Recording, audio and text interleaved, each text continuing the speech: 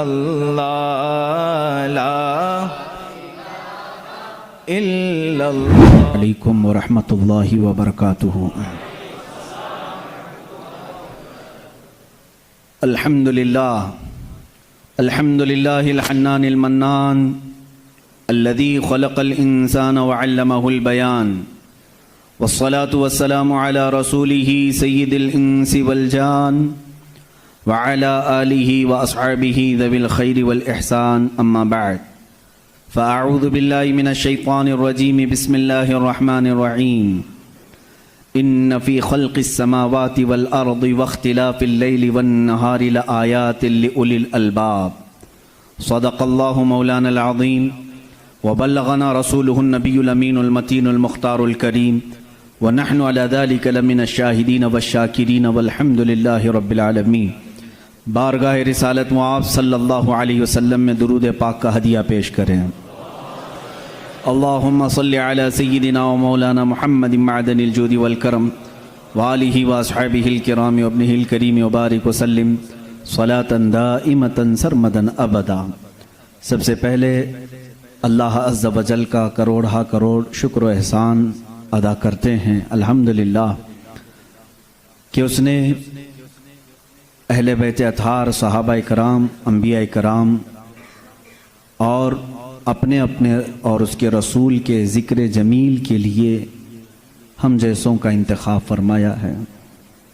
अज़ीज़ान गिरामी, मामूल के मुताबिक 10 रोज़ा मजालिस मुहर्रम का इनेक़ाद यहाँ पर किया गया है। यकीनन जिसके नाम से ये मजलिसें मुनाक़िद होती हैं वो नाम ही बहुत बुलंद व बाला है। सैयदुल शुहदा इमाम आली मकाम सैयदना इमाम हुसैन रज़ी अल्लाह तआला अन्हु व रज़ाहु अन्हु। ज़िक्र तो उनका मकसूद होता है मुहर्रम में, लेकिन उनके ज़िक्र के साथ साथ हम तमाम अहले बैत और तमाम सहाबा खुलफाए राशिदीन का भी ज़िक्र करते हैं।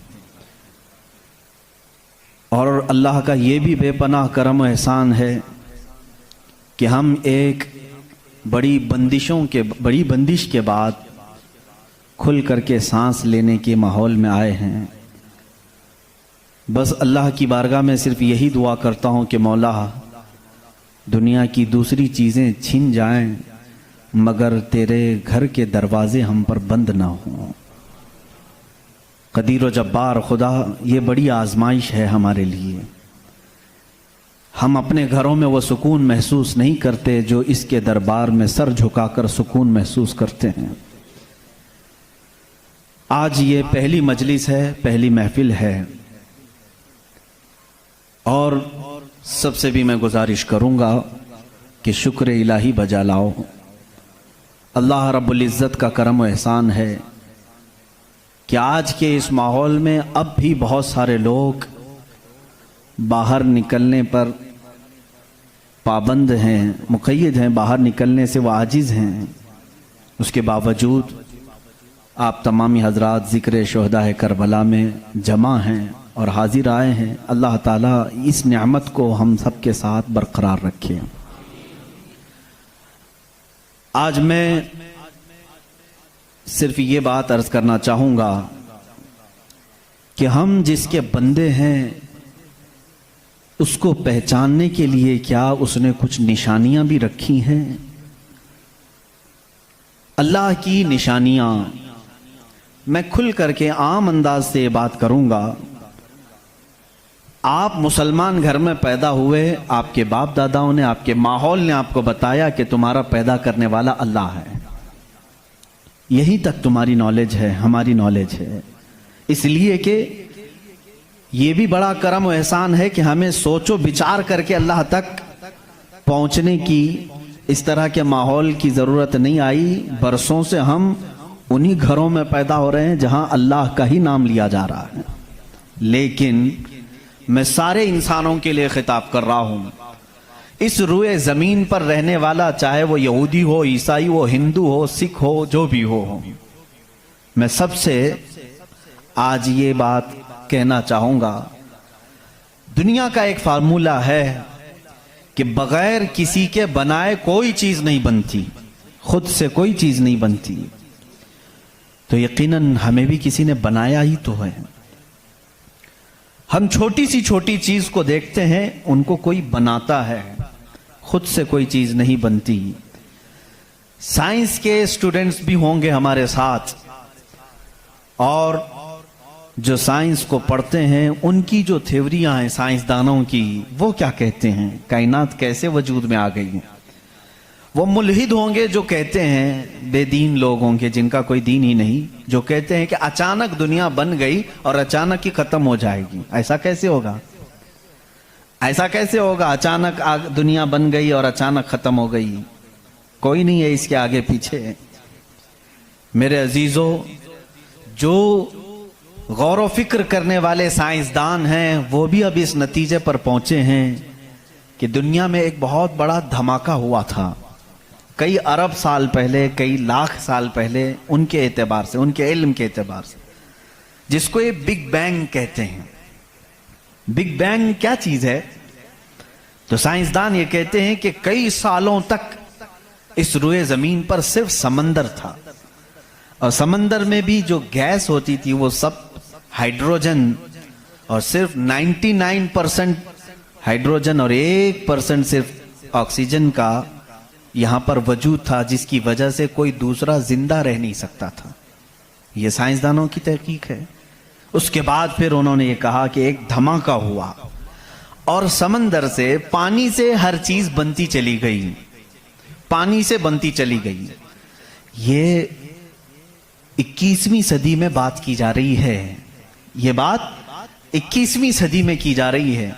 और साइंस के वजूद की तारीख में अगर आप जाएंगे तो ज्यादा से ज्यादा कि 400 साल पहले तक की तारीख होगी।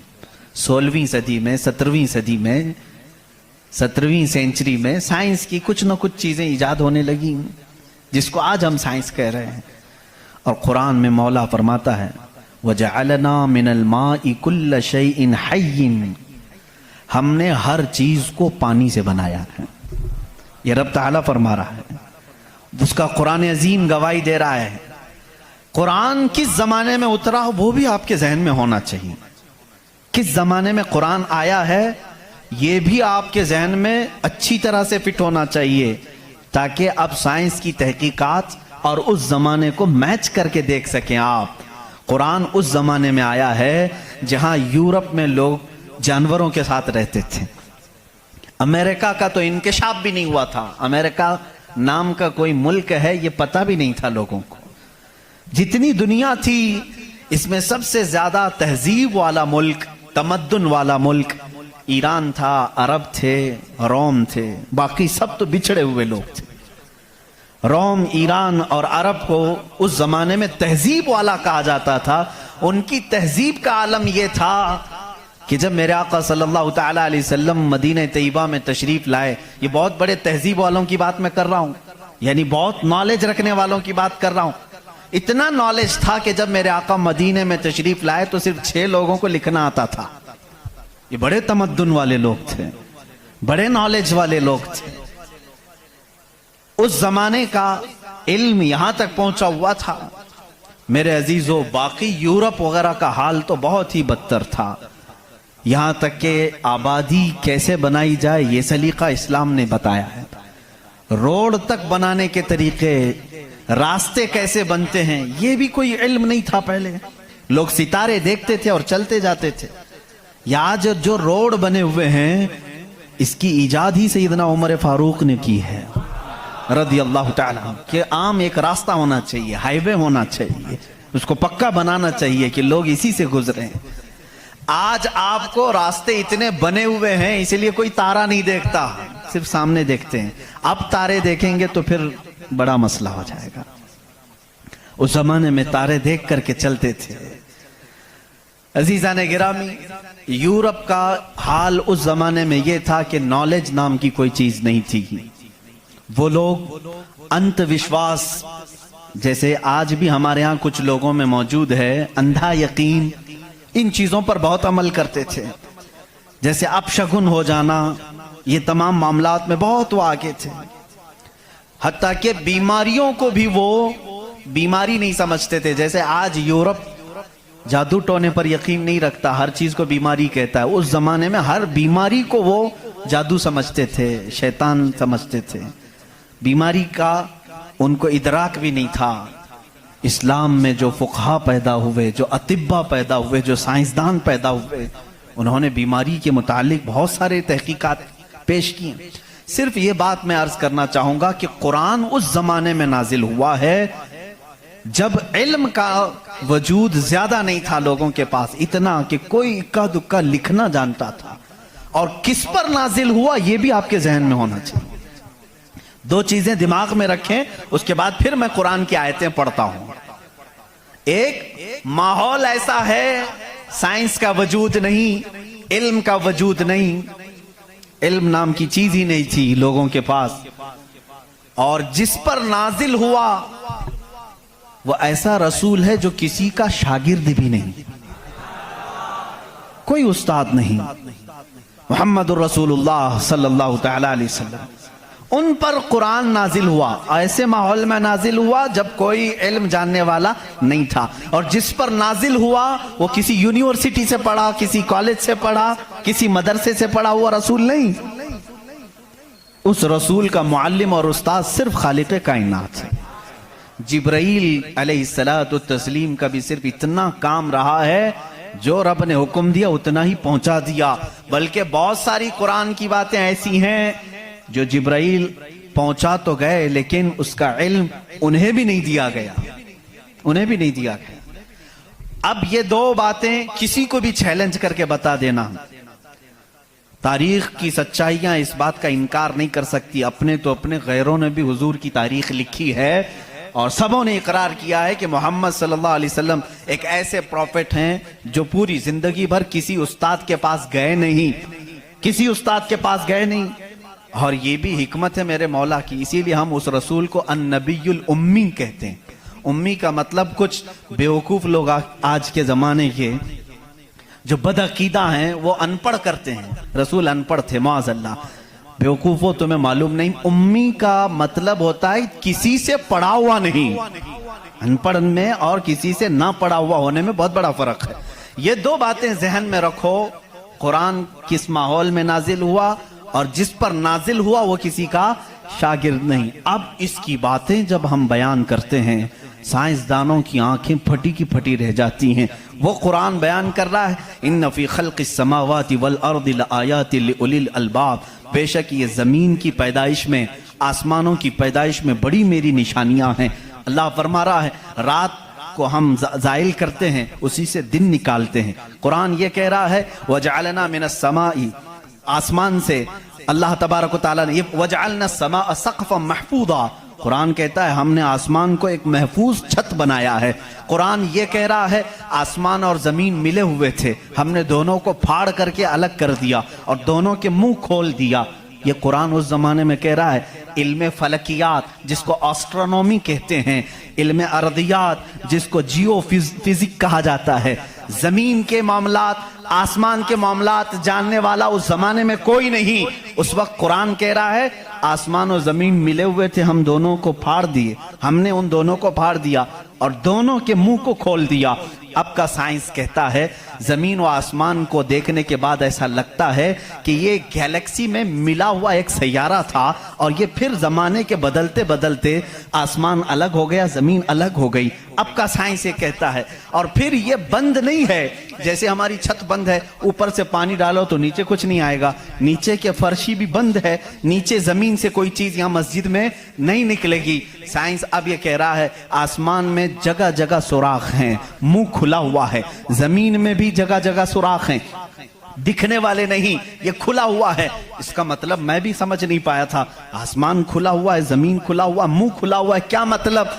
कहा कि अल्लाह ताला जब चाहे आसमानों पर पानी डाले तो अपना मुंह खोलता है, बारिश बरसती है, और जमीन का मुंह खुला है। इसका मतलब ये है तुम जहां पर भी जितनी गहराई में भी जमीन के बीज डालो, इसका मुंह खुला है, वो सीना फाड़ कर बाहर आता है। अगर जमीन बंद होती तो कोई चीज जमीन से बाहर नहीं निकलती, जमीन से कोई चीज बाहर निकलती है, इसका मतलब है कि इनके मुंह खुले हुए हैं। साइंस ने अब भी कहा कि कि आसमान का मुंह खुला हुआ है, जमीन का मुंह खुला हुआ है। कुरान किस माहौल में नाजिल हुआ है? जब साइंस का वजूद नहीं। हाँ, अगर तुम ये कहते शायद मोहम्मद सल्लल्लाहु तआला अलैहि वसल्लम बहुत बड़े किसी साइंसदान के शागिर्द होंगे, तो तुम्हारे तारीख लिखने वाले ही तुम्हारे चेहरे पर जन्नाटेदार थप्पड़ मारेंगे, इसलिए कि वो रसूल अपनी 63 साल जिंदगी में कभी किसी के शागिर्द नहीं हुए, हत्ता के सैयदुल मलाइका के भी वो शागिर्द नहीं हुए। कुरान यही कह रहा है, जमीन की पैदाइश में, आसमान की पैदाइश में मेरी निशानियां हैं। अजीजा ने गिरामी, अब मैं वो निशानियां गिनाऊं, बहुत तवील वक्त दरकार है। कभी आपने महसूस किया कि आसमान अल्लाह की निशानी है? अल्लाह की निशानी है। देखिए, यहां सबसे बड़ी बात, कुरान में कई जगहों पर यह बात आई है, अफला तदब्बरून, अफला यतदब्बरून, अफला ताकिलून, अफला ततफक्करून। इसका मतलब होता है, क्यों तुम गौर फिक्र नहीं करते? क्यों तुम सोचते नहीं? क्यों तुम तहकीक नहीं करते, रिसर्च नहीं करते? रब ताला बार बार ये फरमा रहा है। ये किसके लिए है? मैं उन लोगों के लिए कहता हूं जो एक खुदा को छोड़कर करोड़ों के सामने झुक रहे हैं। मैं उनसे कहता हूं, तुम सोचते क्यों नहीं? कौन है तुम्हें पैदा किया है? कौन है जो तुम्हें बनाया है? कुरान दावत दे रहा है उनको, सोचे नहीं कि मेरा यकीन ये कहता है जो भी इंसान इस कायनात में है, अल्लाह ने उसे इतनी अक्ल जरूर अता की है कि अगर वो सोचने पर आ जाए तो अपने रब तक जरूर पहुंचेगा। अगर वो गौर फिक्र करने पर आ जाए तो झूठे खुदाओं को छोड़ देगा। एक सहाबी हैं, हुजूर सल्लल्लाहु तआला अलैहि वसल्लम पर ईमान लाने के बाद वो कहते हैं, हुजूर अय्याम जिहालत में हमारे से दो ऐसे मामलात हुए, एक वाकया याद करता हूं तो रोना आता है और एक वाकया याद करता हूं तो हंसी आती है। जिहालत में हम कुछ ऐसे काम करते थे इस्लाम लाने से पहले कि कुछ एक वाकया ऐसा है कि हम रो पड़ते हैं, याद आती है तो, और एक वाकया ऐसा है कि वो याद आती है तो हंस पड़ते हैं। हुजूर ने पूछा, वो दोनों क्या है? उन्होंने कहा, जिहालत में जब हमारे घर बेटी पैदा होती तो हम उसका गला मरोड़ कर दफन कर देते थे। हमने अपने हाथों से कई बच्चियों को दफन किया, वो जब भी याद आता है तो रो पड़ते हैं, रोना आता है। हंसी किस बात पर आती है? वो कहते हैं, हम जब सफर पर निकलते थे तो हमारे जो खुदा होते थे उनको आटे का बना लेते थे हम, वैसे तो मिट्टी का बनाते हैं और फिर पानी में डुबोते हैं। उनकी ज़ुर्रियत आज भी मौजूद है। अरब वालों में अगर मैं बयान करूं कि हाथों से खुदा बनाए जाते हैं तो उन्हें यकीन नहीं आता। हिंदुस्तान वालों को बहुत जल्दी यकीन आएगा। तो वो सहाबी कहते हैं, हम आटे के बनाते थे। उनके जो खुदा होते थे वो आटे के बनाते थे, क्योंकि मिट्टी का, पत्थर का उठाकर लेकर जाने में बोझल होता था, वजन होता था। इतने बड़े खुदा को कहां लेकर के घूमते रहे। वो साहब ही कहते हैं, हम आटे का बनाकर ले जाते। फिर हंसी किस बात पर आती है? कहते हैं, अगर सफर में ज्यादा भूख लगती, कभी उसका हाथ तोड़ के खा लेते थे, कभी उसका पेट काट के खा लेते थे, क्योंकि आटे ही का था। आज भी लोग करते हैं, शक्कर का बनाते हैं। बहरहाल, तो वो सहाबी कहते हैं, मुझे अय्याम जहालत की ये बातें याद आती हैं तो मैं हंस पड़ता हूं। खैर, मैं और तफसील में नहीं जाऊंगा। अजीजा ने गिरामी, गौर व फिक्र करने की जिसके अंदर आदत होगी, वो अंधविश्वास, सिर्फ फैले हुए बेयकीनी पर ईमान नहीं लाएगा। आज भी बहुत सारे ऐसे न्यूट्रल किस्म के लोग हैं जो मुसलमान नहीं हैं, मैं जानता हूं उनको। वो खुद आइडल वर्शिपर्स नहीं हैं, वो खुद इस बात का इनकार करते हैं कि अपने हाथों से बनाई हुई चीज की इबादत कैसे की जाए। हम उस पावर को मानते हैं जो हमारी आंखों में नहीं आता मगर हम सबको देख रहा है। ऐसे लोग भी हैं। हाँ, अगर कोई इस तरह का मुआहिद है, वो अल्लाह की वहदानियत को तस्लीम करता है, तो उसके हिदायत की भी उम्मीद है। मैं ये कह रहा था, आसमानों और जमीनों में अल्लाह ने फरमाया मेरी निशानियां हैं। गौर व फिक्र करना चाहिए। निशानी कैसे? पूरी दुनिया के बहुत तरक्की याफ्ता साइंस से मेरा ये चैलेंज है, मेरी ये बात का ये चैलेंज है। बहुत तुमने तरक्की की, लेकिन एक ऐसी छत बना करके दिखाओ जिसका कोई पिल्लर ना हो।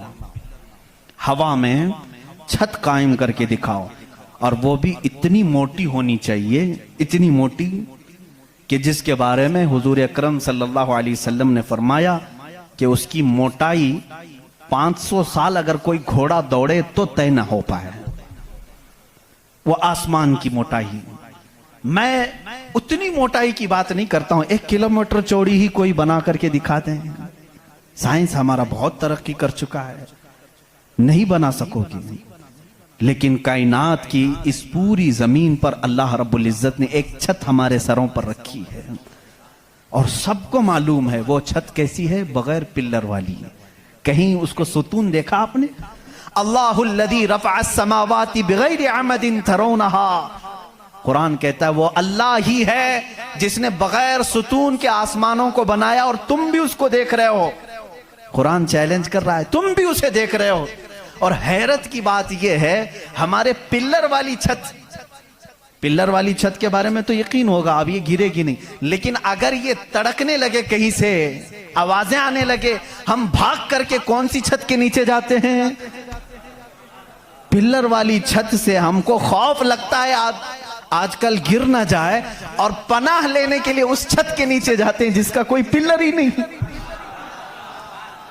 अल्लाह की निशानियां हैं इसमें। अल्लाह रब्बुल इज्जत फरमाता है तुम देख रहे हो इन आसमानों को हमने कैसे कायम किया है। अब इसकी तहकीकात जो एस्ट्रोनॉमी पढ़े हुए हैं वो जानते होंगे। इल्म फलकियात उसको कहते हैं, आसमानों का इल्म। ये भी अभी सबको पूरा हासिल नहीं हो सका। जो हमारी नजरों में नजर आ रहा है ये तो धुआं है, बादल है। आसमान तक पहुंचने के लिए पता नहीं कितना सफर। और इसमें अल्लाह रब्बुल इज्जत ने सितारों के एक ऐसे झुरमुट को रखा है। आसमान कितना चौड़ा है, कितना लंबा है, गेस कर सकते हैं हम? कभी गेस करेंगे आप? मैं सिर्फ एक हिसाब बताता हूं। उस आसमान में अल्लाह ताला फरमाता है कुल्लुन फी फलकिन यस्बहून। सूरज, चांद, जितने भी गैलेक्सी के स्टार्स हैं, तारे हैं, ये सब आसमान में तैर रहे हैं। अल्लाह फरमा रहा है, सूरह यासीन की आयत है, ये सब आसमान में तैर रहे हैं, लटक रहे हैं। अच्छा, जिस पर लटक रहे हैं जाहिर सी बात है वो बड़ा होना चाहिए। अब वो कितना बड़ा होगा? वो छत की चादर कितनी बड़ी जिस पे सूरज भी लटक रहा है, चांद भी लटक रहा है। हमने साइज पूछा साइंसदानों से, साइज पूछा कि ये कितने बड़े बड़े हैं जो आसमान में लटक रहे हैं। तो उन्होंने कहा सबसे करीब जो हमारा सितारा है, सैयारा है, जमीन से जो सबसे करीब सैयारा है वो चांद है। और सूरज का क्या हाल है? कहा सूरज जमीन से 13 लाख गुना बड़ा है। 13 लाख गुना बड़ा। अब यहां हमारी अकलें शशदर हो जाती हैं, किसी के पास कैलकुलेटर भी नहीं, कितना हिसाब करें। 13 लाख गुना बड़ा जमीन से, हमारे तस्वुर में नहीं आता। वो कहां लटक रहा है? आसमान में। चांद इससे 50 गुना बड़ा है जमीन से, वो कहां है? आसमान में। अच्छा, इतना ही नहीं, ये गैलेक्सी के अंदर सूरज से 50 गुना बड़े इतने सैयारे हैं कि जिनमें से सिर्फ अभी 40% का दरियाफ्त की जा चुकी है, बाकी 60% अभी तक साइंसदानों को पता ही नहीं। सूरज से 50 गुना बड़े सैयारे और मौजूद हैं। पूछा ये सब कहां है? ये भी आसमान में है। इसीलिए मेरे मौला ने फरमाया बेशक आसमानों की पैदाइश में उसकी बड़ी निशानियां हैं। अब मेरे अजीजों, आओ, तुम्हें अपने घर की छत डालने के लिए कितने दिन लगते हैं, कितने वर्कर लगते हैं, कितने मजदूर लगते हैं, क्या क्या इसके लिए सामान लगते हैं, ये सब तुम्हें मालूम है जिन्होंने छतें डाली। अब इतनी बड़ी छत जिसने कायम की है, जिसमें लाखों गुना बड़ा जमीन से सूरज भी है, चांद भी है, गैलेक्सी के और स्टार्स हैं, वो खुदा फरमा रहा है आसमान को, जमीन को किस तरह से उसने बनाया। कुरान में है सिर्फ 6 दिन में इन दोनों की पैदाइश हुई। उससे भी बल्कि अल्लाह ताला फरमाता वजअल अर्द फी यौमैन। अल्लाह ने जमीन को 2 दिन में पैदा फरमाया, आसमान को। और इसमें जितनी सजावट है, सजावट क्या है? ये पूरे समंदर को रब फरमा रहा है वो जमीन की जीनत है, जितने दरख्त हैं वो जमीन की जीनत हैं। और आसमान की जीनत क्या है? चांद है, सूरज है, सितारे हैं। ये सब 4 दिन में बने, कुल 6 दिन में इनकी पैदाइश हुई है। कुल 6 दिन में इनकी पैदाइश हुई है। मियाँ हमारी दुकान नहीं बनती 6 दिन में, और वो खालिक कायनात फरमा रहा है 6 दिन में इस पूरी कायनात के जमीन और आसमान की पैदाइश हुई। तो क्या ये अल्लाह रब्बुल इज्जत की निशानियां नहीं है? गौर और फिक्र, तदब्बर। मैं अगर सुनी हुई बातों पर यकीन नहीं आता कुछ लोगों को, क्योंकि वो साइंस के माहौल में आज जी रहे हैं, वो हर बात साइंस की यकीन के साथ मान लेते हैं। मैं उनसे ही कहता हूं, अपने साइंसदान आकाओं से पूछें कि इस जमीन का हजम कितना बड़ा है, आखिर ये ठहरी कैसे है इतने दिन तक, या अब तक कायम कैसे है, ये हिलती क्यों नहीं है। अच्छा, उसके बाद रब ताला फरमाता है हमने इस जमीन को पानी पर बिछाया है। ऐ अल्लाह, तेरे अजायब कुदरत अजीब दर अजीब हैं, कितने अजीब हैं। आपसे मैं कहता हूं, हौज में या मस्जिद का भी हौज है, जाओ एक चादर उसके ऊपर बिछाओ, टॉवेल लेकर के बिछाओ, कितनी देर तक वो पानी पर खड़ा रहेगा। टॉवेल, चादर, इसकी मोटाई कितनी है, बहुत पतली सी है, वो mm में आएगी, लेकिन वो आपके इस पानी पर ठहर नहीं सकती। अगर आप कहें मोटी चीज में बिछाऊं, मोटी चीज बिछा करके दिखाओ, कितनी देर वो रुक सकेगी, नहीं रुक सकेगी। और ये अल्लाह ने कुरान में फरमाया हमने पानी पर जमीन को बिछाया, और इसका इनकार साइंस भी नहीं कर रही है। साइंस भी यही कहती है जमीन को जितनी जगह से खोदा जाए पानी ही है। हम भी तो बोरवेल जो निकालते हैं, जमीन को खोदने के बाद पानी आता है। अब पानी पर इस जमीन को बिछाया रब तबारक व तआला ने, कितना वजन ये उठाई हुई है, कितना वजन उठाई हुई है। सबसे बड़ा वजन तो उन मुशरिकीन का है जो उस रब को नहीं मानते हैं। ये धरती का बोझ इनको कहते हैं, ये सबको उठाई हुई है। पता नहीं कितने करोड़ों टन इस पर वजन है ये, लेकिन कभी भी हिलती हुई नजर नहीं आती। लेकिन उसको भी कुरान में अल्लाह फरमा रहा है हमने इस जमीन को हिलने से रोकने के लिए जगह जगह पर पहाड़ों को मेख बनाकर गाड़ दिया। वल जिबाल औतादा, और पहाड़ों को हमने मेख बनाकर गाड़ दिया है। अब इसकी तहकीक इस जमाने में, मैंने अपने पढ़ने के जमाने में इसकी एक तहकीक अपने उस्ताद के पास पढ़ी थी। सफा मरवा के बारे में इख्तिलाफ चल रहा था। सऊदी यहूदी हुकूमत ने सफा मरवा को पूरी तौर पर ख़त्म करने की नापाक कोशिश की और अलग से उन्होंने मसआ बनाया सही करने का। तो इख्तिलाफ उलमा में था कि इन्होंने ज़्यादा चौड़ा कर दिया। उसी ज़माने में ये तहकीक हुई पहाड़ जो है इसका वजूद ज़मीन पर कैसा होता है। इन सऊदियों ने कहा पहाड़ ऐसा ऊपर शेप में ऐसा होता है, ट्रायंगल होता है, ऊपर से कोना होता है, नीचे चौड़ा होता है। इन सऊदियों ने कहा नीचे भी ये जड़ें छोड़ता है, फैलता हुआ जाता है, जैसे दरख्त ऊपर होता है और नीचे उसकी जड़ें फैली हुई होती हैं। तो इन्होंने कहा नीचे भी वो पहाड़ का हिस्सा है, इसलिए हमने बाजू में भी रास्ता बनाया ताकि सफा मरवा की सही अगर हो रही है तो वो पहाड़ों के बीच में ही हो रही है। मेरे उस्ताद गिरामी मिस्र के हैं, उन्होंने पूरी इस पर तहकीक के साथ किताब लिखी, चैलेंज किया, कहा पहाड़ों को अगर खोद करके देखो हमारा यकीन ये कहता है। उन्होंने बहुत सारे दलाइल से साबित किया पहाड़ ऊपर से जो इस तरह के शेप का होता है, ट्रायंगल ऊपर से, नीचे वो जड़ें नहीं छोड़ता बल्कि अंदर जाते जाते और बारीक हो जाता है, अंदर बारीक होते होते होते बहुत पतला होकर नीचे तक जाता है। मैंने पूछा नीचे कितनी अंदर तक है? उन्होंने कहा जो पहाड़ तुम्हें ऊपर दिख रहे हैं ये पहाड़ का 1% है, बाकी 99% पूरा नीचे होता है। ये पहाड़ों की ऊंचाई, ये पहाड़ों की जो ऊंचाई है ये 1% है, 99% पूरा नीचे होता है। हैरत में पड़ गए, इतना नीचे पहाड़ है। कहा यही तो बात है, क्या तुम दीवार में जब मेघ ठोकते हो तो ऊपर कितना दिखता है और अंदर कितना रहता है? 2 इंच का अगर हम ले रहे हैं मेघ और कील तो उसका मुंह सिर्फ ऊपर थोड़ा सा, वो भी mm में होगा, और 2 इंच तक अंदर वो दीवार में धंसा हुआ होगा। और जब कुरान में मौला ने फरमाया है जमीन पर हमने पहाड़ों को मेख बनाकर गाड़ दिया है, आज साइंस ये कह रहा है कि पहाड़ 9 गुना नीचे अंदर तक मौजूद है। कुरान किस जमाने में नाजिल हुआ? एस्ट्रोनॉमी नहीं थी, एस्ट्रोलॉजी नहीं थी, जमीन के ये जियोफिजिक नहीं थे, आलाजात नहीं थे, तहकीक के लिए माइक्रोस्कोप, टेलीस्कोप कुछ नहीं था। उस जमाने में कुरान जमीन के अंदर की बात बता रहा है। ये अजीम मौजिज़ा है कुरान का मेरे अजीजों। इसीलिए कुरान कहता है सोचते क्यों नहीं, फिक्र क्यों नहीं करते। वही है खालिक कायनात जिसने इस पूरे निजाम को बना रखा है। ये इतनी नहीं है, ये जो जमीनों में नजर आ रही हैं इनकी तहकीकात करते करते कई लोगों की जिंदगियां खत्म हो गई। कुछ चांद की तहकीक पर चले, कुछ सूरज की तहकीक पर चले, कुछ जमीन की तहकीक पर चले। इंसानों को भी अल्लाह ने ये इल्म दिया है, ये अकल दिया है। ये जो साइंसदान अपनी तहकीक कर रहे हैं ये कभी ये ना समझें कि ये हमारी मारे हुए तीर हैं, बल्कि अल्लाह अपने बंदों को खुद इतनी समझ बूझ देता है कि वो उसकी निशानियों की खोज लगाएं और कायनात को बताएं कि कोई तो है जो ताकत इसे चला रही है, कोई तो है निजाम जो इसकी परवरिश कर रहा है।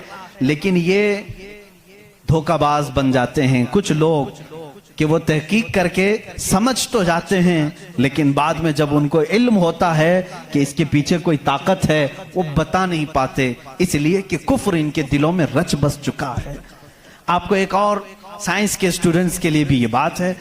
आपको मालूम है ये सितारे जो हैं, सैयारे हैं, ये अपनी उम्र मुकम्मल करके, अभी अभी की बात है ये, साइंस एक बड़े साइंसदान ने और नासा के लोगों ने भी जो खला पे जाते हैं स्पेस पे, इन लोगों ने ये बात पेश की कि सितारे जितने भी हैं गैलेक्सी में उसमें से कुछ की उम्र हजारों साल की होती है, लाखों साल की होती है। जब इनकी उम्र मुकम्मल होती है तो ये एक जगह जाकर के टूट जाते हैं, दाखिल हो जाते हैं, जिनको ब्लैक होल कहा जाता है। ब्लैक होल क्या है? साइंसदान कहते हैं उसकी तहकीक अभी तक नहीं हो सकी। एक बहुत बड़ा सुराख है, बहुत बड़ा सुराख, जिसमें ये सितारे जाकर के खत्म हो जाते हैं, इनकी जिंदगी यहाँ खत्म होती है। कहीं ये बातें आपको सूखी तो नहीं लग रही हैं? आज बहुत ही ज्यादा साइंस बोल रहे हैं। जरूरत इसलिए है मेरे अजीजों, मैं अपने दीन को उन लोगों के सामने रखना चाहता हूं जो सिर्फ साइंस को अपना खुदा समझते हैं। आओ कुरान पढ़ो, कुरान इसकी बुनियादें तुम्हें देगा साइंस की। ब्लैक होल क्या है साइंसदान नहीं बता सके, जबकि इनके पास अब बड़े बड़ी मशीनें हैं। ये जो नासा के लोग खला में जाते हैं, एक एक साल तक के लिए चले जाते हैं, कई महीनों के लिए चले जाते हैं और तहकीकात करके ला रहे हैं। चांद पर इन्होंने कैमरे लगाए और वहां की तस्वीरें ये भेजने की बात कर रहे हैं, लेकिन फिर भी ब्लैक होल मालूम नहीं।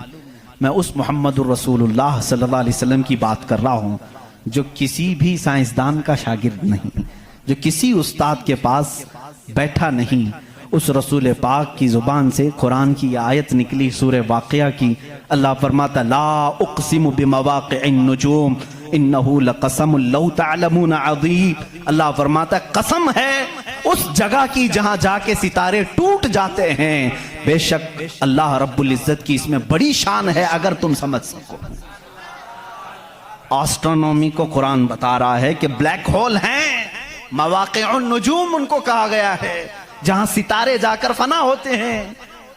अजीज़ान गिरामी, ये तकलीफ सिर्फ हमारी है कि हमने कुरान अजीम को उस लेवल के एतबार से पढ़ा नहीं। साइंस के लिए जो लोग MBBS कर रहे होंगे या फिर इंजीनियर बन रहे होंगे, उनसे भी मैं ये दावत देता हूं कि कुरान को भी कभी इस एंगल से पढ़ करके देखो, इसकी निशानियां इतनी अजीम है। मैं समझता हूं कि तुम्हें फिर कहीं इधर उधर मुंह मारने की जरूरत नहीं, मारिफत खुदाबंदी इसी से हासिल हो जाएगी। गौर व फिक्र करो, तुम्हें इसी से अल्लाह रब्बुल इज्जत की मारिफत हासिल हो जाएगी। कोई तो है खालिक। इमाम आजम अबू हनीफा रहमतुल्लाहि तआला अलैह के पास एक दहरिया, इस जमाने के भी जो एथिस्ट होते हैं, एथिस्ट समझते हैं, एक नया ये चला हो, नया नहीं है पुराने ही है, नाम नया लगता है, मुल्हिद हैं ये। एथियज्म बहुत सारे लोग वो अपने दीन, अपना रिलीजियन के जगह पर ये लिखते हैं, आप देख लेना इनको, एथिज्म। आप मुस्लिम लिखते हैं, कुछ लोग हिंदुइज्म लिखते हैं, कुछ लोग क्रिश्चियनिटी कहते हैं, कुछ ज्यूज होते हैं, लेकिन कुछ हैं जो एथियज्म, एथिस्ट हैं। एथिस्ट का मतलब कोई खुदा नहीं, कोई दीन नहीं, कोई मजहब नहीं। ये बेचारे आवारा लोग हैं, ये लावारिस लोग हैं जो इस तरह से कह रहे हैं। अब इनकी बात मैं आपको बताऊं, एथिज्म, इस तरह का एक एथिस्ट इमाम आजम अबू हनीफा के पास आया, उसने कहा खुदा है, तुम बार बार खुदा की बात करते हो, मुझे तो नहीं लगता, कोई नहीं है। अगर है तो दिखता क्यों नहीं? बहुत सारी चीजें हैं ऐसी आपने समझाया जो दिखती नहीं लेकिन है, बहुत सारी चीजें हैं।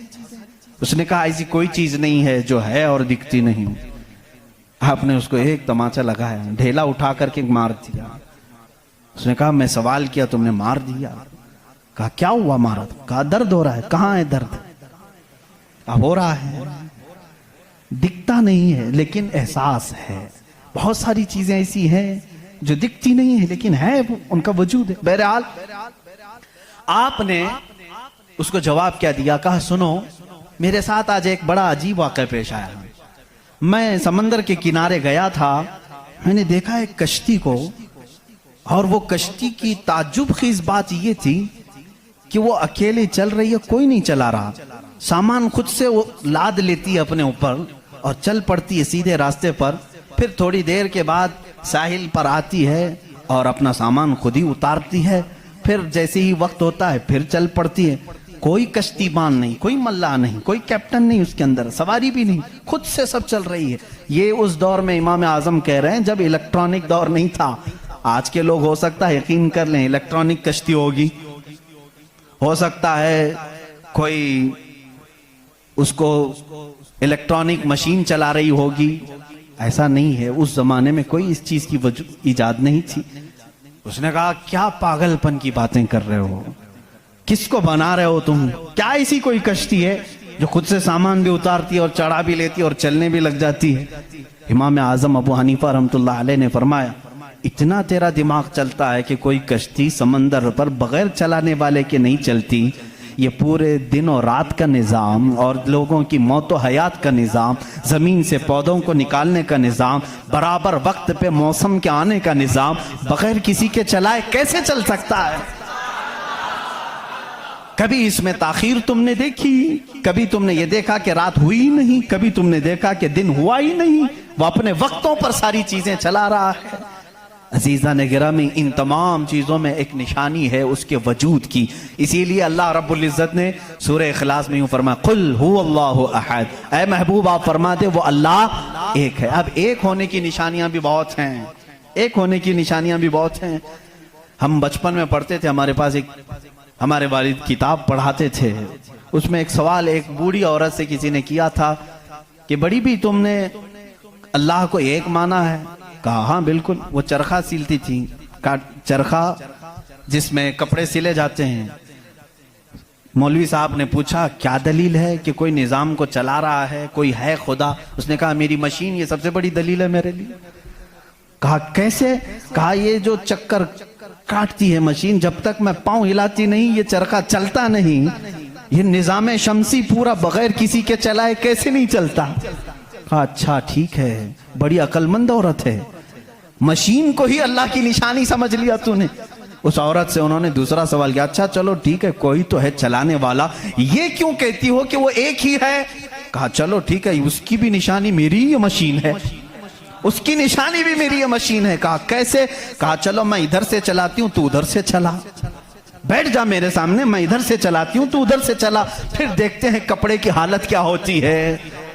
कपड़ा जो है हो सकता है लेडीज की बजाय जेंट्स का हो जाए, जेंट्स की बजाय लेडीज का हो जाए, कुछ का कुछ बन जाए। क्यों? उन्होंने कहा बात तो सही है। उस बूढ़ी औरत ने कहा मैंने अपने चरखे से ही ये दीन सीखा कि अगर कायनात में एक के बजाय दूसरा होता तो झगड़े हो जाते। एक खुदा कहता मैं बारिश बरसाऊंगा, दूसरा कहता नहीं नहीं मैं धूप डालूंगा, तीसरा कहता नहीं मैं ठंडी लाऊंगा। इनके झगड़ों में फिर कायनात का निजाम दरहम बरहम हो जाता। लेकिन निजाम बराबर बराबर चल रहा है, इस बात की दलालत है कि चलाने वाले दो नहीं एक ही है, तो नहीं है एक ही है। अगर दो होते, उसी को अल्लाह ने कुरान में फरमाया लौ कान फीहिमा आलिहतुन इल्लल्लाहु लफसदता, अगर जमीन और आसमान में दो खुदा होते अल्लाह के अलावा, रब फरमा रहा है जरूर इसमें फसाद हो जाता, जरूर फसाद हो जाता।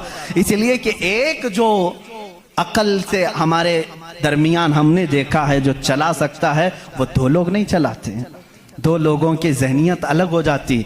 अब इसको फलसफे में आएंगे जिसको फिलॉसफी कहते हैं, ये भी एक इल्म है। फलसफी लोगों के दिमाग के एतबार से भी हमने इसको साबित किया। अगर दो हैं पहली बात आपके दिमाग में ये होना चाहिए कि खुदा वो है जो किसी का मोहताज नहीं। इतनी बात तस्लीम करते हो, जो किसी का मोहताज नहीं। जब ये फार्मूला तुम्हारे दिमाग में है तो आप दो को लेकर के आओ। दो को लाओगे तो दोनों का दिमाग एक साथ नहीं चलेगा, या तो फिर मशवरे से चलेंगे। मशवरा करेगा तो एक दूसरे का मोहताज होगा, और जो मोहताज होगा वो खुदा नहीं होगा। मिसाल के तौर पर दोनों बैठे हैं, चलो आज मीटिंग करते हैं, कल बारिश करेंगे, तो जाहिर सी बात है एक ने दूसरे को पूछा तो पहला वाला दूसरे का मोहताज हुआ कि नहीं। अब खुदा के बारे में हमारा तस्वूर ये है, वो अपने कामों में किसी की शिराकत नहीं चाहता, कोई शरीक नहीं है उसका। अब अगर शरीक हो गया तो उसकी फजीलत कहां है? एक होने में जो फजीलत है वो दो में है नहीं। एक होने में जो फजीलत है वो दो में है नहीं। इसीलिए हम लाखों करोड़ों के सामने सर झुकाने वालों से कहते हैं मान लो एक ही को तस्लीम करो। इसलिए कि जितने अदियान हैं दुनिया में तकरीबन सबके यहाँ एक तस्वूर है खुदा का तस्वूर। सब एथिज्म को छोड़ करके मैं बाकी सब की बात करूं, हिंदुओं के नजरियात में भी खुदा का तस्वूर है, कोई तो है, एक भगवान के कुछ भी नाम ले। ईसाइयों के मजहब में यही हमारे रब्बे जुल जलाल का तस्वूर है, खुदा का वो भी यकीन करते हैं। यहूदी भी खुदा को मानते हैं, सिखों के यहाँ भी है। तकरीबन दुनिया में जो भी रिलीजियस है, किसी मजहब को मानता है, उन सब मजहबों में खुदा का तस्वूर है। लेकिन अब ये झगड़ा है कि मानने में कौन खुदा है कौन नहीं है। यहां तक तो सब मुत्तफिक हैं, है कोई तो है, लेकिन यहां आकर के चूक जाते हैं कि किसको मानना चाहिए किसको नहीं। इसलिए मेरे अजीजों, इस्लाम ने वो निशानियां रब्बे जुल जलाल के वाहिद होने की और उसके ताकतवर होने की रखी हैं, जिसको आज तक दुनिया इनकार नहीं कर सकी, और कुरान के इस मौजज़े को आज तक कोई चैलेंज नहीं कर सका। मैं साइंसदानों से भी कहता हूं, आपको एक बात ये भी मैं बता दूं, अभी 18वीं सदी की बात है। 18वीं सदी में अमेरिका का सफर करने वाले एक साइंसदान ने एक नई चीज का इंकशाफ किया। अटलांटिक ओशियन में या समंदर के एक हिस्से में एक ऐसी जगह है जो बिल्कुल ही डार्क है, डार्क स्पेस उसको कहते हैं, यानी वहां रोशनी बिल्कुल नहीं, सूरज की एक किरण भी वहां नहीं आती, इतना वहां पर, इतनी वहां तारीकी है। ये कब? 18वीं सदी में, यानी आज से 200 साल पहले की बात है। उसने इंकशाफ किया, दुनिया को बताया मैंने एक ऐसी जगह देखी, बहुत ही डार्क है, बहुत अंधेरा है। वो जब वापस आया तो उलमाए रब्बानीयीन ने सूरह नूर की कुरानी आयतें पढ़ी। अल्लाह फरमाता है कि इज़ा अखरज यदहु लम यकद यराह व मन लम यजअलिल्लाहु लहू नूरन फमा लहू मिन नूर। अल्लाह फरमाता है हमने कायनात में एक ऐसी जगह रखी है कि उस पे अंधेरियों पर अंधेरियां हैं, अगर तुम हाथ भी निकालोगे तो हाथ भी नजर नहीं आएगा, हाथ भी नजर नहीं आएगा। ये कहां का? ये इल्मुल बहर जिसको कहते हैं, समंदरों का इल्म रखने वाला, जो पूरी जिंदगी समंदरों की खोज में लगा दिया, वो ला करके बताया। उसने सोचा मैं बहुत बड़ा तीर मारा हूं, लेकिन जब बताया कुरान पढ़ने वालों ने कि ये तो कुरान में है, अल्लाह फरमा रहा है एक डार्क स्पेस है कायनात में जहां तुम हाथ भी निकालोगे तो नहीं नजर आएगा, इतना डार्क है। वो सटपटा गया, परेशान हुआ, मैं इसकी तहकीक करूंगा। ये कुरान में आई कैसे बात? सबसे पहला दुनिया का मैं इंकशाफ करने वाला हूं, मैं इसको सबको बताने वाला पहला फर्स्ट आदमी मैं हूं। ये पहले से कहां से आ गई कुरान? फिर वही दो बातें मैं बताता हूं मेरे अजीजों।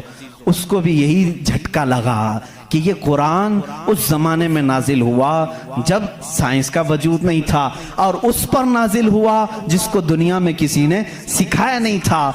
बाद में फिर उसने ये सोचा शायद हो सकता है प्रॉफेट मोहम्मद सल्लल्लाहु अलैहि वसल्लम समंदरों का सफर बहुत करते होंगे, उनके समंदरों के सफर में शायद कभी ये जगह आ गई होगी, इसलिए उन्होंने अपने मन से कुरान में ये लिख दिया होगा।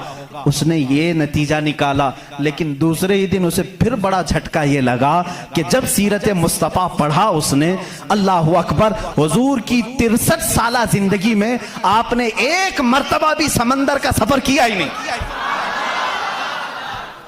ये बहुत बड़ा झटका लगा कि वो मोहम्मद सल्लल्लाहु अलैहि वसल्लम कभी पूरी जिंदगी में समंदर का सफर किए ही नहीं। मेरे अजीजों, इस बात में गलत फहमी में ना आना कि वह समंदरों को नहीं जानते थे। वो मेराज का सफर करने वाला रसूल समंदरों को जरूर जानता है, लेकिन ये हिकमत इलाही थी कि कभी समंदर के सफर करने का इत्तेफाक नहीं हुआ। अब उसे झटके भर झटका ये लगा जो कभी समंदर को गया ही नहीं, वो अगर अटलांटिक ओशियन में मौजूद डार्क स्पेस को बताता है तो जरूर वो अपने पेट से नहीं बता रहा है, वही उसको बताया होगा जिसने डार्क स्पेस बनाया है। यही अल्लाह रब्बुल इज्जत के वहदानियत की निशानियां हैं, उसके वजूद की निशानियां हैं। कुरान पढ़ो, इसमें बहुत सारी चीजें जिन्होंने ये इंकिशाफ किया कि कुछ समंदरों में ऐसे अल्लाह रब्बुल इज्जत ने बनाया है, वो भी आपको मिल जाएंगे। दो समंदर मिलते हैं और दोनों का रंग अलग है, एक समंदर नीला है, एक समंदर पीला है, दोनों का टेस्ट भी अलग है, इधर का मीठा इधर का खारा नमकीन है, लेकिन वो बहुत दूर तक मिलते हुए जाते हैं। लेकिन इसका पानी उसमें नहीं आता, उसका पानी इसमें नहीं आता। क्यों नहीं आता? अल्लाह फरमाता मरजल बहरैनी यल्तक़ियान, मरजल बहरैनी यल्तक़ियान बैनहुमा बरज़ख़ुन ला यबग़ियान फ़बिअय्यि आलाइ रब्बिकुमा तुकज़्ज़िबान। उस रब्बे ज़ुल जलाल ने फरमाया, हमने दो समंदरों को बहाया है। देखने वालों को ऐसा लगता है कि ये मिल गए हैं, लेकिन हमने उसमें न दिखने वाली एक ऐसी दीवार बनाई है कि इसका पानी उसमें नहीं मिलता, उसका पानी इसमें नहीं मिलता। ये भी कौन से रसूल की जुबान से अल्लाह ताला बता रहा है लोगों को, जो रसूल कभी समंदर का सफर किया ही नहीं। उस रसूल की जुबान से अल्लाह ने दो समंदरों के मिलने की बात की। साइंसदानों, अब तो तुम्हें मानना ही चाहिए कि कुरान रसूल का अपना बयान किया हुआ कलाम नहीं है, उसी का ये कलाम है जिसने समंदरों को इस तरह पैदा किया। कायनात में बहुत सारी चीजें हैं मेरे अजीजों। कुरान अल्लाह रब्बुल इज्जत का ये कलाम इतनी ही नहीं, ये तो बड़ी बड़ी निशानियां मैंने कहा। अगर इसकी मारिफत, इसकी खोज में लग जाओगे तो जिंदगी तमाम हो जाएगी। मैं तो कहता हूं अल्लाह ने एक बात ये भी फरमाई है तुम्हारे लिए, वफी अनफुसिकुम अफला तुबसिरून। अल्लाह फरमा रहा है तुम इधर उधर निशानियां ढूंढ रहे हो, हमने तुम्हारी जात में अपनी निशानियां रखी हैं, तुम नहीं देखते? तुम्हारी जात में हमारी निशानियां हैं, तुम नहीं देखते? इतनी निशानियां हैं, इसके लिए आपको कई उलूम पढ़ने की जरूरत है। जाहिर सी बात है, इंसान के एक एक पार्ट पर जो रिसर्च करता है वो अपने वक्त का एक बड़ा डॉक्टर बनता है। खाली सिर्फ दिल पर जिसने रिसर्च किया वो कार्डियोलॉजी है, जो सिर्फ किडनी पर रिसर्च किया वो नेफ्रोलॉजी है, और जो सिर्फ रगों को देखा है वो न्यूरोलॉजी है। पार्ट पार्ट पर इन्होंने पूरी जिंदगियां खत्म की। पूरे इंसान को पढ़ा किसने? आज कौन पढ़ा है? इसीलिए इमाम आजम अबू हनीफा रहमतुल्लाह अलैह ने फरमाया, मन आरफ़ नफ्सहू फ़क़द आरफ़ रब्बह। जिसने सिर्फ अपनी जात को पहचान लिया वो अपने रब को पहचान लेगा। तुम्हारे जिस्म में जिस तरह की चीजें अल्लाह ने बनाई, डॉक्टर से जाकर के पूछो कि हमारे जिस्म के अंदर का जो निज़ाम है, एक बार जो नस कट गई 1000 डॉक्टर मिलकर के वो नस नहीं कायम कर पाते। ये रगों का सिलसिला ऐसा है। और फरमाया गया, बल्कि तहकीकात बताती हैं हमारे जिस्म के अंदर मौजूद ये नसों को, रगों को निकाल करके अगर बिछा दिया जाए कई 1000 किलोमीटर लंबी हो जाएंगी, कई 1000 किलोमीटर लंबी हो जाएंगी। ये नसों का इतना लंबा सफर हो जाएगा। इतना सारा मवाद अल्लाह ने तुम्हारे जिस्म में रखा। और रब ताला ये फरमाता है, मफाहिम में आयात में बयान कर रहा हूं, कभी आपने सोचा हमने जुबान से जो जो चीजें खाई, अल्लाह अकबर।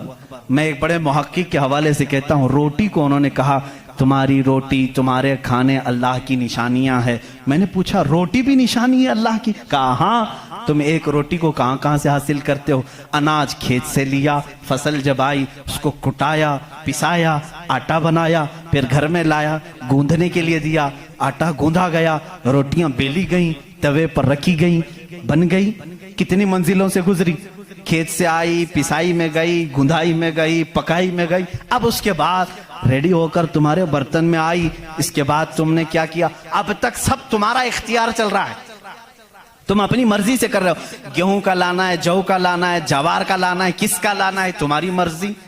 आटे से कितना गूंदना है, नरम गूंदना है, मोटा गूंदना है, तुम्हारी मर्जी। रोटी मोटी पकानी है, पतली पकानी है, तुम्हारी मर्जी। रोटी पक जाने के बाद 4 टुकड़े करने, 5 टुकड़े, 2 टुकड़े, तुम्हारी मर्जी। सब तुम्हारी मर्जी है। इसके बाद तुम चबा करके खा गए, उस रोटी को चबाकर खा गए, निगल गए। ये रोटी जब हलक से उतर गई, अब तुम्हारी मर्जी नहीं है। उस एक ही रोटी से गोश्त भी बनता है, उसी एक रोटी से खून भी बनता है, उसी एक रोटी से मनी भी बनती है, उसी एक रोटी से पीप भी बनता है, उसी एक रोटी से कफ और बलगम भी बनता है, उसी एक रोटी से सब चीजें बन जाने के बाद हमारे फुजलात भी निकलते हैं। मैं नहीं समझ पाया। ऐ मेरे अजीजों, मुझे बताओ, एक रोटी लो, उसके एक टुकड़े से तुम गोश्त बना के दिखाओ, दूसरे टुकड़े से तुम खून बना के दिखाओ, तीसरे टुकड़े से तुम पीप बना के दिखाओ, चौथे टुकड़े से तुम बलगम बना के दिखाओ। नहीं कर सकोगे, इसलिए कि सिर्फ गूंदने पकने तक तुम्हारी मर्जी चलती है। हलक से नीचे उतर जाने के बाद खुदा कदीर और जब्बार का निजाम चलता है।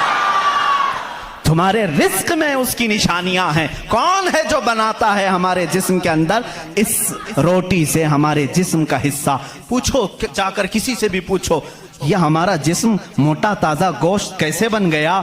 ये खाने अच्छे खाओगे, इससे बन गया। हमने कहा हम खाने काजू बादाम भी खा रहे हैं तो भी गोश्त बन रहा है, रोटी खा रहे हैं तो भी गोश्त बन रहा है, चावल खा रहे हैं तो भी गोश्त बन रहा है। और खून ऐसा लिक्विड है कि बाजार में मिलता नहीं, किसी इंसान का ही लेना पड़ता है। इसको कौन बनाया है? कहा इसको भी रोटी से ही बनाया है, काजू बादाम से ही बनाया है, फलों से ही बनाया है। हम पूरी दुनिया की ग़िज़ाएं लाकर चक्की में पीस करके भी खून का एक कतरा नहीं पैदा कर सके, लेकिन वो रब्बे ज़ुल जलाल हमारे लुक्मे के नीचे जाते ही निज़ाम को शुरू फरमा दिया है। कैसा वो निज़ाम है, कैसा वो निज़ाम है। ऐ मेरे अजीज़ों, इसीलिए मेरा मौला फरमाता है फी अनफुसिकुम अफला तुबसिरून, तुम्हारी जात में मेरी निशानियां हैं, क्यों तुम नहीं देखते, क्यों तुम नहीं देखते? आपको अगर मैं जातियात, नफ्सियात, तबईयात, ये जो उलूम हैं, इस पर गुफ्तगू करूं तो एक बड़ा अलग टॉपिक हो जाएगा। अल्लाह ताला ने इस निज़ाम को कैसे बैलेंस रखा है जानते हैं आप? कभी आपको मालूम है हमारे कानों में एक अलाइनमेंट होता है, जैसे व्हील अलाइनमेंट करते हैं, हमारे दोनों कानों के बीच में एक कतरा छोटा सा अल्लाह ने रखा, ये बैलेंस को बरकरार रखता है। जो सनकी होते हैं, जिनको कहते हैं पागल हो गया, झोले खाता रहता है, ये कौन लोग हैं जानते हैं आप? जिनको कभी कभार फीड्स आ जाती है, चलते चलते आड़े टेढ़े हो जाते हैं, ये कौन है? जिनका सिर्फ वो कानों के बीच का एक कतरा भी हिल गया, तुम्हारा बैलेंस बिगड़ जाएगा। तुम खड़े कैसे होते हो? 2 पैरों पर सीधे खड़े रहते हो, जब तक चाहो खड़े रहो, चलना चाहो तो सीधे चलते हो। अगर वो बैलेंस चूक गया, जैसे कार व्हील अलाइनमेंट छूटने से इधर उधर जाने लगेगी, तुम्हारे पैर लड़खड़ाने शुरू हो जाएंगे। इस एक हल्के कतरे से अल्लाह ने तुम्हारे पूरे वजूद को रखा है। तुम्हें टेढ़ा करने के लिए सिर्फ उस कतरे को जुम्बिश देने की जरूरत है, सिर्फ जुम्बिश देने की जरूरत है। मैंने साइंस की एक तहकीक पढ़ी, अल्लाह अकबर, हैरत होती है। उन्होंने ये तहकीक करके बताया, ये जो तुम्हारी पलकें झपकती हैं, खुलती भी हैं, झपकती भी हैं, जानते हैं आप ये कितनी हल्की हैं और किसी को एहसास भी नहीं होता कब झपकी कब खुली, किसी को एहसास नहीं होता।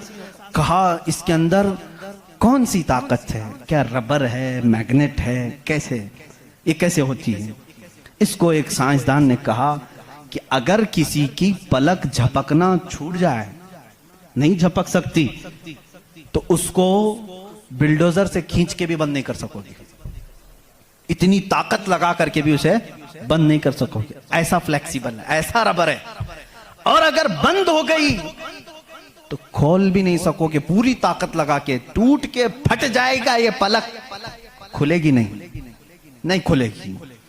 झपक गई तो वही रह गई, खुली तो बंद नहीं होगी। पूरी दूसरी कोई भी अल्टरनेट ताकत से अगर तुम चाहो इसको बंद करना या खोलना, नहीं कर सकोगे।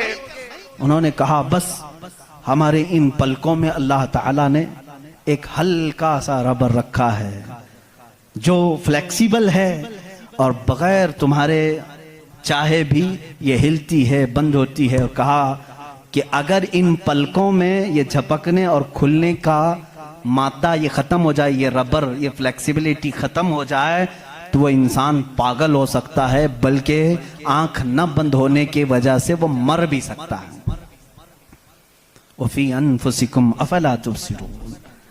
हम इन तमाम नेमतों को समझ नहीं पाते, बल्कि दिन में हजारों बार झपकते हैं, खोलते हैं, एहसास नहीं है इस नेमत का।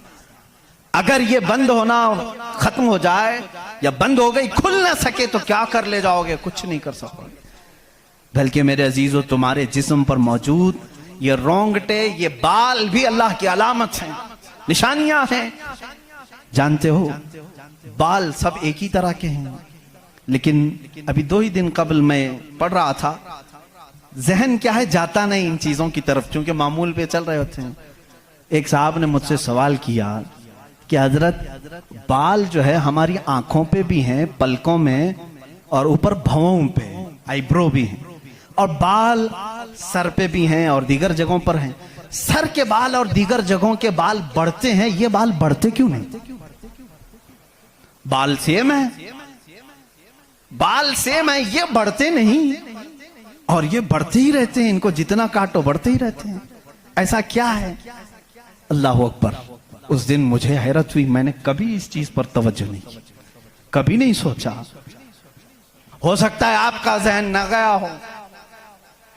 पढ़ने पर एक मुहक्किक ने यह भी लिखा है, देखने में ये सारे बाल एक तरह से हैं, इन बालों में सारी चीजें एक ही तरह की हैं। देखने में ये काले हैं तो वो भी काले हैं, कुव्वत भी इनकी सेम है, लेकिन अल्लाह रब्बुल इज्जत ने उन बालों में बढ़ने का खून रखा है, इन बालों में बढ़ने वाला खून आता तक नहीं है, आता तक नहीं। अजीजान गिरामी, उसकी ये निशानियां हैं बहुत सारी, इसकी तहकीकात फिर किसी मौके पर मैं अर्ज करूं। और पेट के अंदर मौजूद चीजें जो अपना निजाम खुद ब खुद चला रही हैं, नहीं चला सकोगे, नहीं चला सकोगे। दिल जितनी मर्तबा ये धड़कता है, इसके अंदर जो प्रेशर है, कहा गया है ये जो खून को दबा करके जिस्म में फैलाता है, इसके मुतालिक साइंस ये कहता है इतना प्रेशर है कि दुनिया में किसी फव्वारे पे, किसी फाउंटेन में इतना प्रेशर नहीं होगा जितना दिल में प्रेशर है। और ये इतनी तेजी से एक बार पंप करता है कि खून पूरे जिस्म में नाखून तक आ जाता है। एक बार के पंप पर, एक बार इस तरह दिल ने दबाया खून को बार, तो खून नाखून तक पहुंचता है, इतना प्रेशर उसके अंदर है। अमेरिका की एक लेबोरेटरी में एक पाकिस्तानी आलिम दीन गए थे, कार्डियोलॉजी थे वो डॉक्टर, वो एक आलिम को लेकर के गए, और कार्डियोलॉजी नहीं, रेडियोलॉजी भी गालिबन कुछ है, जिसमें आवाजें सुनने का आला होता है, एक मशीन होती है जिस्म के अंदर हरकत करने वाली हर आवाज को उसमें सुना जा सकता है। पलक आप झपकते हैं, आप सांस लेते हैं, तो इसकी आवाज कैसी होती है। तो उन्होंने कहा आज चलिए लेबोरेटरी में मैं आपको बताता हूं कि दिल की आवाज, हम तो यहां हाथ रखते हैं तो धक धक धक की आवाज आती है। तो उन्होंने कहा हम आपको इससे सुनाते हैं। एयरफोन लगाए गए, बड़ी बड़ी मशीनें थी, हल्की सी भी वहां पर हवा भी आती तो उसकी जोर आवाज आती है। वो एक लैब है। ये आलिम दीन कहते हैं मैंने सुना दिल की आवाज। मैंने पूछा उस डॉक्टर से कि आपके हाँ हर आवाज का नाम लिखा गया है, दिल जो आवाज करता है इसका क्या नाम है आपके यहाँ? कहते हैं दिल जो है लप लप लप लप ये आवाज करता है, साइंस में ये लिखा गया है। और मुस्कुरा है, कहा थोड़ी सी खता हो गई, बल्कि दिल कहता है रब रब रब रब। हर इंसान का दिल जो धड़कने की आवाज आती है मशीनों से उन्होंने खुद सुना। हाँ हो सकता है कुछ तोतले लोग होते हैं रा को ला कह जाते हैं, हो सकता है तुम्हें लप लप लप सुनाई दिया हो, मगर मेरा ईमान ये कहता है हर दिल रब रब रब ही कहता है। जो उसको धड़कन दिया है, अगर वो दिल उसे याद ना करे। अजीज़ा ने गिरामी, कायनात की बहुत सारी चीज़ें उसकी निशानियां हैं, समंदरों में उसकी निशानियां हैं। आपको मालूम है समंदरों का इल्म, इल्मुल बहर जिनको मालूम है, जो गौते लगाते हैं, वो कहते हैं ज़मीन पर जितनी मखलूक़ात है इसके 10 गुना ज़्यादा मखलूक़ात समंदरों में मौजूद है। समंदरों में यहाँ जितने कीड़े देख रहे हो, कितने मकोड़े देख रहे हो, यहाँ जितने किस्म की मखलूक़ात आप देख रहे हैं, इसके 10 गुना ज्यादा मखलूक़ात समंदरों के अंदर है। कौन है जो उनके रिस्क का इंतजाम करता है? कौन है इनकी परवरिश पर? समंदरों का इल्म अलग है। कहते हैं हम अंदर जाते हैं तो उसके अंदर इतनी चीजें कि हर बार नई चीजें दिखती हैं। और उन्होंने कहा कि कई लाख किस्म की मछलियां गिन ली गई, लेकिन हर बार गोता लगाते हैं तो फिर नए रंग की मछली नजर आती है। इनको रंग देता कौन है उसके अंदर? अजीजा ने गिरामी, समंदरों के इल्म में लोगों ने कहा इसकी गहराइयों में क्या क्या मौजूद है। कुछ बातें तो अकल तस्लीम करती हैं, जैसे आपको मैंने कहा समंदर में मछलियां हैं, अंदर पेड़ पौधे भी हैं, आप सब तस्लीम करेंगे, होते होंगे। मखलूक़ात हैं, हाँ होते होंगे, सब होते होंगे। लेकिन एक कुरान के फरामीन तफासिर में यह कहा गया है समंदर के अंदर आग भी है। आप कहां से तस्लीम करोगे?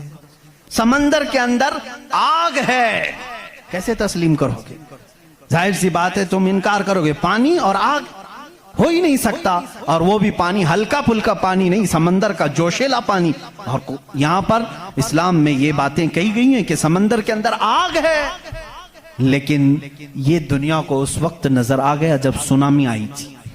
इंडोनेशिया में जो साहिल पर सुनामी की लहरें जिन्होंने देखी, जिसकी रफ्तार 2000 किलोमीटर पर आर थी, 2000 किलोमीटर पर आर की रफ्तार से वो पानी चल रहा था, और उसकी हाइट जो मौजों की वो 200 फीट ऊंची थी। 200 फीट ऊंची लहरें 1000 किलोमीटर पर आर की रफ्तार से जब जा रही थी, तो मुशाहिदा करने वालों ने कहा जब वो लहरें चलती थी तो पीछे आग के शोले निकलते थे, समंदर में आग के शोले निकलते थे। आज साइंस इस बात को तस्लीम कर चुका है, समंदर में कई ऐसे पहाड़ हैं जो आतिशफिशा हैं, जिनको वोल्केनो कहा जाता है। आग उगलने वाले पहाड़ हैं, आग उगलने वाले पहाड़ हैं। वो कई महीनों में और सालों में अपने अंदर मौजूद आग को बाहर उगलते हैं, तो समंदर में तुग़यानी आ जाती है, समंदर के अंदर मौजों की भंवर आ जाती है। ये तमाम चीजें आज साइंस कह रहा है, मेरा मौला कुरान में इस चीज को बयान फरमा रहा है। जबकि फिर मैं आपको बता रहा हूं, कुरान उस माहौल में उतरा जब साइंस नहीं था, और उस रसूल पर उतरा जो समंदरों का सफर नहीं किया था।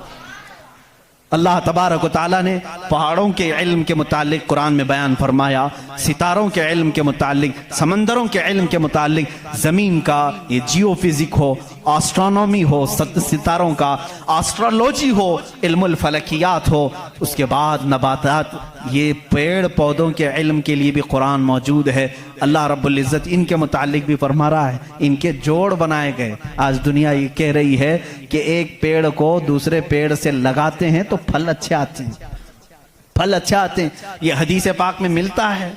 मदीने तैयबा में कलमी करते थे सहाबा उस वक्त खजूरों की।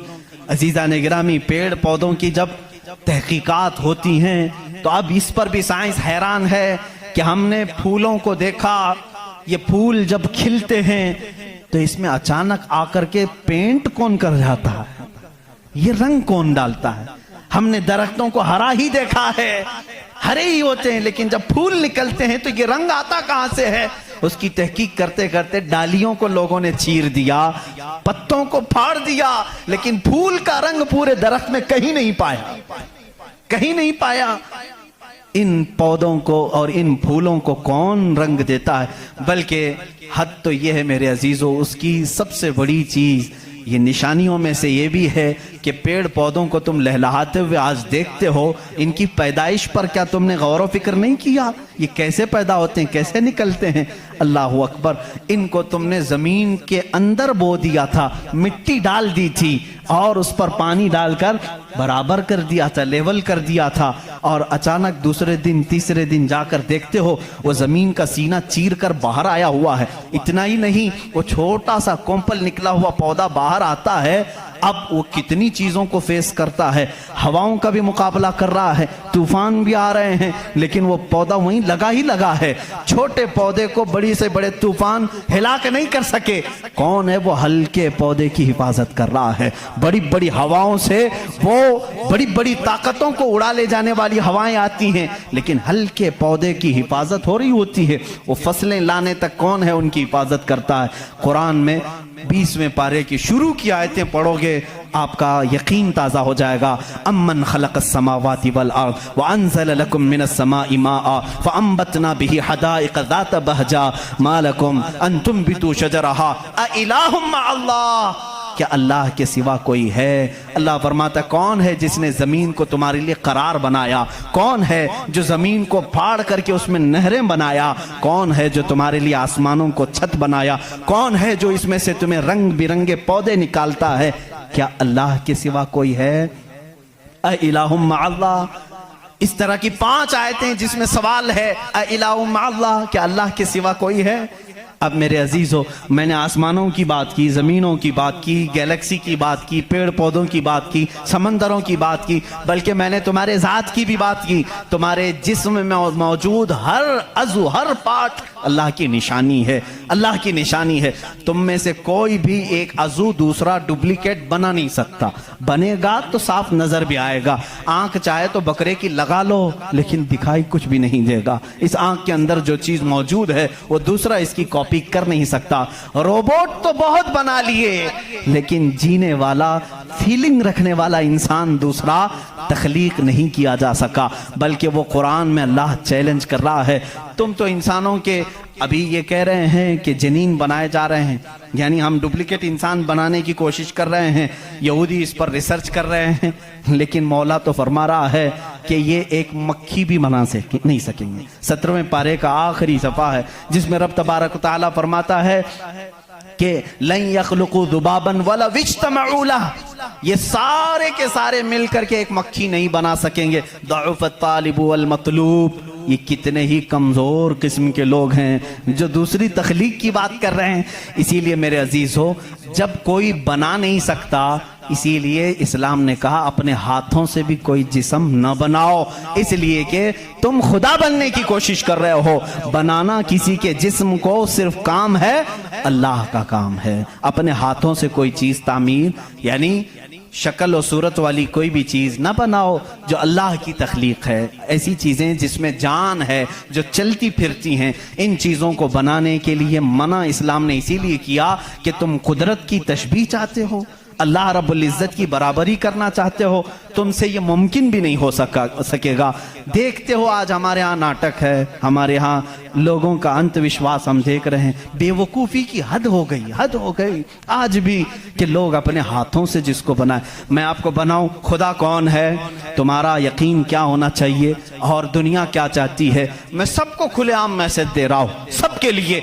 कुछ लोग ये समझते हैं हमको खुदा बनाना पड़ेगा, पैसे लाना पड़ेगा, बना नहीं सकते तो मार्केट में जाना पड़ेगा, लाल पीला काला नीला खुदा खरीद करके लाना पड़ेगा, और उसके हाथ भी होंगे, 4 होंगे कि 5 होंगे कि 6 होंगे, ऐसे हाथों वाला हमको लाना पड़ेगा। कैसे? अरे वो खुदा चल के भी नहीं आएगा, उसको उठा करके लाना पड़ेगा, बैठेगा खुद नहीं, बिठाना पड़ेगा, सोएगा खुद नहीं, सुलाना पड़ेगा, और उठेगा भी खुद नहीं, उठाना पड़ेगा, और उसे वो डूबेगा भी खुद नहीं, डुबाना पड़ेगा, टूटेगा भी खुद नहीं, तोड़ना पड़ेगा, खाएगा कुछ नहीं, उसे जबरदस्ती खिलाना पड़ेगा लोगों को दिखाने के लिए। लोगों ने अगर अपने दिमाग से इसको खुदा समझा है तो मैं कहता हूं मुसलमान का अकीदा यह है, मैं मजबूर हूं, मैं अगर नहीं सो सकता तो वो सुलाता है, मैं अगर उठ नहीं सकता तो वो उठाता है। मैं खुदा को उठाता नहीं, मैं खुदा को बिठाता नहीं, बल्कि मेरा अकीदा यह है खुदा मुझे बिठाता है, खुदा मुझे चलाता है,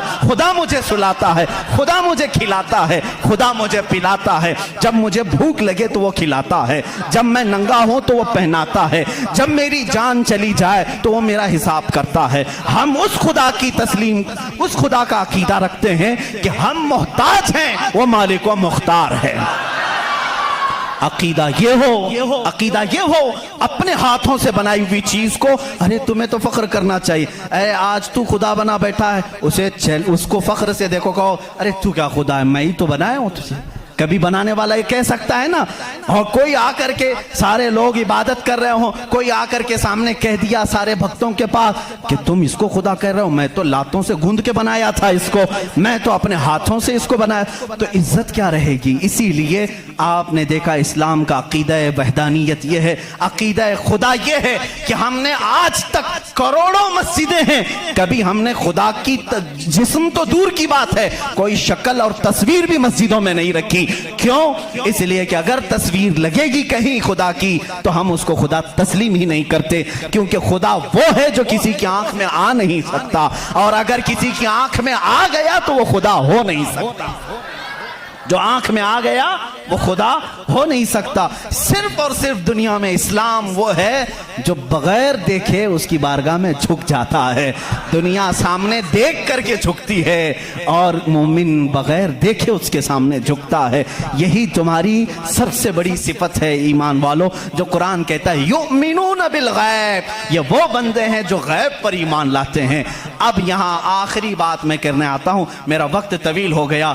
ऐ मौला तेरी निशानियां बहुत हैं, आसमान तूने बनाया, जमीन तूने बनाया, सितारे तेरे हैं, समंदरों का इल्म तूने इंसानों को दिया, सब कुछ तूने बनाया, लेकिन मेरा अकीदा, मेरा विजदान ये कहता है एक कायनात में सबसे बड़ी अगर कोई निशानी है तो वह मोहम्मद रसूलुल्लाह की जात है। फिर भी इसीलिए कहा मक्का के वो कुफार पूरी कायनात के सबसे बड़े काफिर हैं कि अल्लाह की सबसे बड़ी निशानी को देख करके भी ईमान नहीं ला सके, इसलिए कि वो रसूल ही बजाते खुद अल्लाह की एक ऐसी निशानी है। चेहरा व दुहा है, जुल्फें व लैल है, और दस्त मुबारका और गले का नरम व नाजुक अंदाज ये है कि इंसान देख करके हैरत में रह जाता था। मुस्तफ़ा करीम सल्लल्लाहु अलैहि वसल्लम की ज़ात पर जब मैं गुफ्तगू करूँगा इंशाअल्लाह ये बताऊंगा मेरे अजीजों कि कायनात में सबसे बड़ी निशानी मेरे नबी की ज़ात है, मेरे आका की ज़ात है। और ये भी आपको तस्लीम करना पड़ेगा, आज हम जो झुक रहे हैं मस्जिदों में बगैर खुदा को देखे हुए, किसने बताया कि खुदा है? अगर वो मोहम्मद ना होते तो हमको खुदा का इदराक भी ना होता।